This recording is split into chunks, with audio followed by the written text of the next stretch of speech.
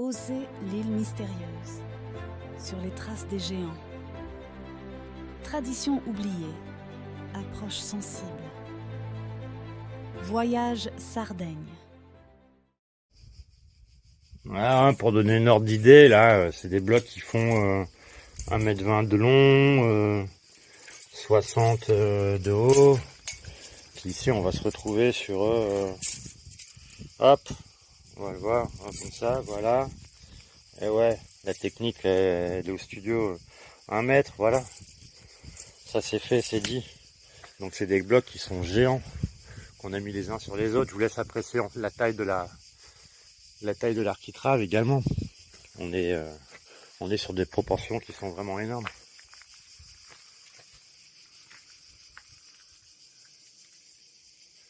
Avec un assemblage sans rien du tout. Et puis la date de construction, j'ai dit, hein, c'est quand même l'aire nuralgique. Ah, qu'est-ce que c'est ça?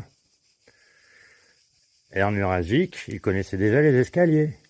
Alors là, on est dans un modèle qui est un petit peu plus complexe qu'une monotour, c'est-à-dire que sur la gauche en arrivant, et c'est souvent le cas dans les nurags, l'escalier est juste après le corridor est souvent sur la gauche.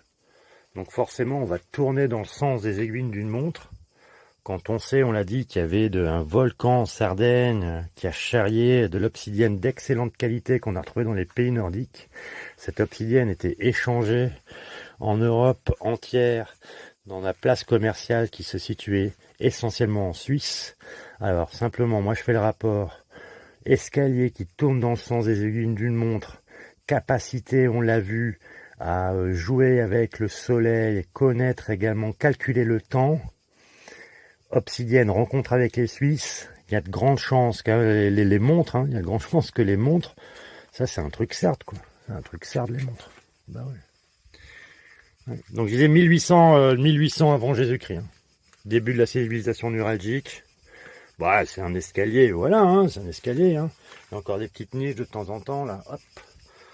Alors est-ce qu'elles ont été obstruées? Est-ce que là, on peut penser que ça laissait passer encore, hein, un petit rayon de soleil.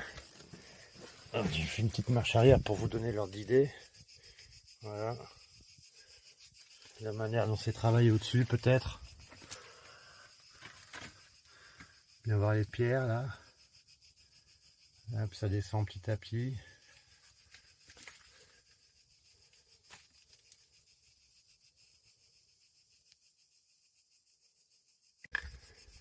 On va y arriver. Ce sont là les dernières marches.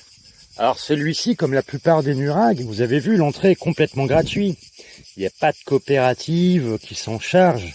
Malheureusement, j'aurais tendance à dire, car c'est des biens universels, de culture universelle, qui devraient être tous protégés. On devrait mettre un paquet de pognon pour pouvoir mettre en valeur ce patrimoine historique là. D'un autre côté, nous, ça nous permet de pouvoir visiter un bon nombre de nurags également, mais gratuitement. Et là, je vous laisse apprécier le panorama qu'on a simplement vu ici.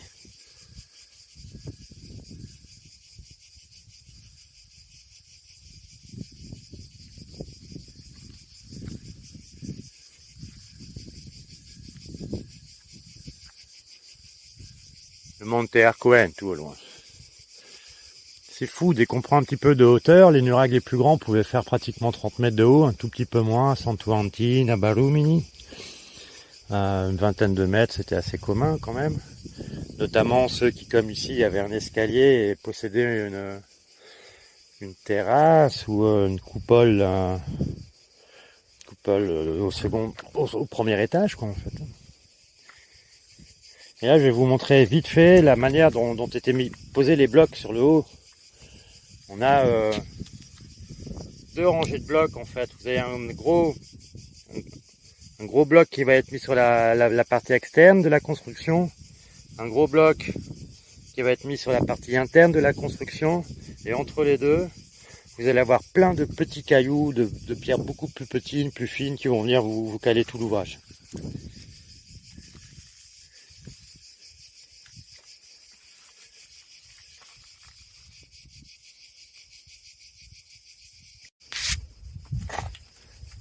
Et encore une fois, une lucarne un indicateur d'un astre, qu'est-ce qu'on y verrait? Qu'est-ce qu'on pourrait voir pointer dans le ciel? À quel moment? Je sais pas si on peut.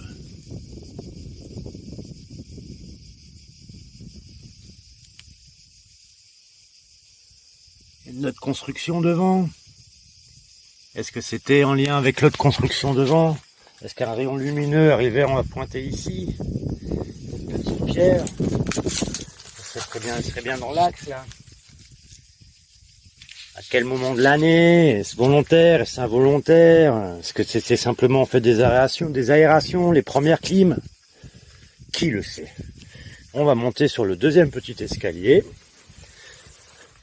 On va croiser notre partout, qui fait bien des dégâts, qu'il faudrait couper. C'est ça, quand je vous disais, entretenir un petit peu mieux les nurags. Alors ici, ça passe de temps en temps, mais le figuier, ça monte très vite. Ça pousse vite. Ça sent bon, mais ça pousse vite. Et là, on arrive sur la terrasse supérieure. Et là, on va pouvoir en fait se faire un petit panoramique là. Voilà.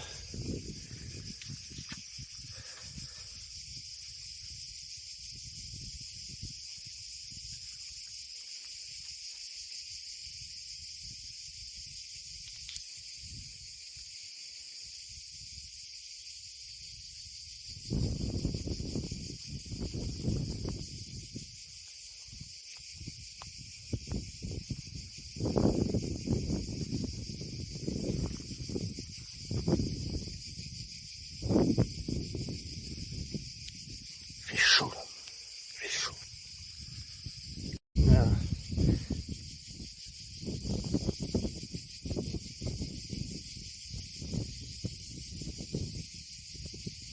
Des grosses pierres sur les côtés.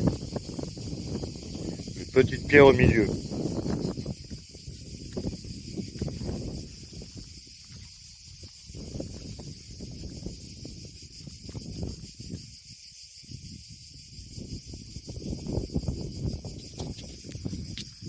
Là, on va essayer de faire un cadrage sur la Tolos. Je prends des risques, je vous jure. Qu'est-ce que je fais pas pour vous, mes amis?